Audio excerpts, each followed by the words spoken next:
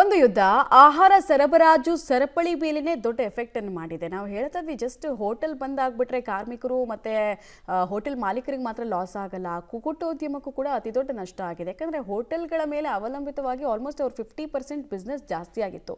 ಈಗ all of a sudden 50% business ತಗೊಳ್ಳೋರೇ ಇಲ್ಲ ಅಂದ್ರೆ ಏನ್ ಮಾಡ್ತಾರೆ? ಮೊಟ್ಟೆಗಳನ್ನೇನು ಅತಿ ಹೆಚ್ಚು ದಿನ ಶೇಖರಣೆ ಮಾಡಿಡೋದಕ್ಕೂ ಆಗಲ್ಲ.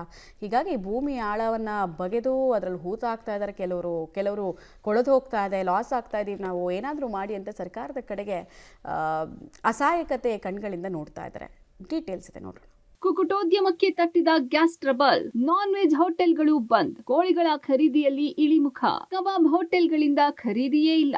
ರಾಜ್ಯದಲ್ಲಿ ಗ್ಯಾಸ್ ಎಮರ್ಜೆನ್ಸಿ ಶುರುವಾಗಿದೆ. ಇದರಿಂದ ಹಲವು ಉದ್ಯಮಕ್ಕೆ ಹೊಡೆತ ಬೀಳುತ್ತಾ ಇದೆ. ಹೋಟೆಲ್ ಉದ್ಯಮಕ್ಕೆ ಭಾರಿ ನಷ್ಟ ಆಗ್ತಿದೆ. 7 ದಿನಗಳಲ್ಲಿ ಹೋಟೆಲ್ ಉದ್ಯಮಕ್ಕೆ ಬರೋಬ್ಬರಿ 100 ಕೋಟಿ ಲಾಸ್ ಆಗಿದೆ. ಇದರಿಂದ ಹೋಟೆಲ್ಗಳು ಬೀಗ ಹಾಕಿಕೊಳ್ಳುವ ಪರಿಸ್ಥಿತಿಗೆ ಬಂದಿವೆ. ನಾನ್ ವೆಜ್ ಹೋಟೆಲ್ಗಳು ಕೂಡ ಗ್ಯಾಸ್ ಸಿಗದೆ ಹೋಟೆಲ್ ಬಂದ್ ಮಾಡ್ತಾ ಇದ್ದಾರೆ. ನಾನ್ ವೆಜ್ ಹೋಟೆಲ್ ಬಂದ್ನಿಂದ ಕುಕ್ಕಟೋದ್ಯಮಕ್ಕೆ ಹೊಡೆತ ಬಿದ್ದಿದೆ. ನಾನ್ ವೆಜ್ ಹೋಟೆಲ್ಗಳು ಕೋಳಿ ಖರೀದಿಗೆ ಬರ್ತಿಲ್ಲ ಅಂತ ಹೇಳಲಾಗ್ತಾ ಇದೆ. ಗ್ಯಾಸ್ ಇಲ್ಲದೆ ನಾನ್ ವೆಜ್ ಹೋಟೆಲ್ಗಳು ಕ್ಲೋಸ್ ಆಗ್ತಿರುವ ಪರಿಣಾಮ ಬರೋಬ್ಬರಿ 50% ಅಷ್ಟು ಕೋಳಿ ವ್ಯಾಪಾರಕ್ಕೆ ಹೊಡೆತ ಬಿದ್ದಿದೆ ಅಂತೆ. ಕೋಳಿ ದರ ಏರಿಕೆ ಮಾಡಿಲ್ಲ, ಆದರೂ ನಾನ್ ವೆಜ್ ಹೋಟೆಲ್ಗಳ ಬಂದ್ನಿಂದ ಕುಕ್ಕಟೋದ್ಯಮಕ್ಕೆ ಕೋಟ್ಯಂತರ ರೂಪಾಯಿ ನಷ್ಟ ಆಗ್ತಿದೆ. ಇನ್ನು ಗ್ಯಾಸ್ ಸಮಸ್ಯೆ ಕುಕ್ಕಟೋದ್ಯಮಕ್ಕೆ ತಟ್ಟಿದೆ. ಕೋಳಿ ಮಾರಾಟ ಮಾಡಬೇಕು, ಅದರಲ್ಲೂ ಕೋಳಿ ಖರೀದಿ ಮಾಡಿದ್ರೆ ಕೋಳಿ ಕ್ಲೀನ್ ಮಾಡಿ ಕೊಡೋಕೆ ಗ್ಯಾಸ್ ಅವಶ್ಯಕತೆ ಇದೆ. ಗ್ಯಾಸ್ ಸಮಸ್ಯೆಯಿಂದ ಗ್ರಾಹಕರಿಗೆ ವಿತ್ ಸ್ಕಿನ್ ಮಾಂಸ ಮಾರಾಟ ಮಾಡ್ತಾ ಇದ್ದಾರೆ. ಗ್ಯಾಸ್ ಇಲ್ಲದ ಪರಿಣಾಮ ವಿದೌಟ್ ಸ್ಕಿನ್ ಮಾಂಸ ನೀಡೋದಕ್ಕೆ ಸಾಧ್ಯ ಆಗ್ತಿಲ್ಲವಂತೆ.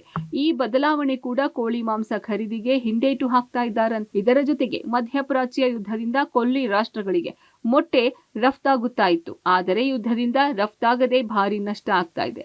ಮೊಟ್ಟೆಗಳನ್ನ ಬಿಸಾಡುವ ಪರಿಸ್ಥಿತಿ ಬಂದಿದೆ. ಇದರಿಂದ ಕುಕ್ಕಟೋದ್ಯಮಕ್ಕೆ ಭಾರಿ ಹೊಡೆತ ಬೀಳ್ತಿದೆ. ಒಟ್ಟಾರೆ ಮಧ್ಯಪ್ರಾಚ್ಯದಲ್ಲಿ ಯುದ್ಧದಿಂದ ಗ್ಯಾಸ್ ಸಮಸ್ಯೆಯ ಹೊಡೆತ ಕುಕ್ಕಟೋದ್ಯಮದ ಮೇಲೂ ಬಿದ್ದಿದ್ದು ಭಾರಿ ನಷ್ಟಕ್ಕೆ ಕಾರಣ ಆಗ್ತಾ ಇದೆ. ಯುದ್ಧ ನಿಂತು ಗ್ಯಾಸ್ ಸಪ್ಲೈ ಆಗಿ ಉದ್ಯಮಕ್ಕೆ ಪುನಶ್ಚೇತನ ಸಿಗುತ್ತಾ? ಕಾದು ನೋಡಬೇಕಿದೆ. Lokesh Kudugadala, public TV, Bengaluru.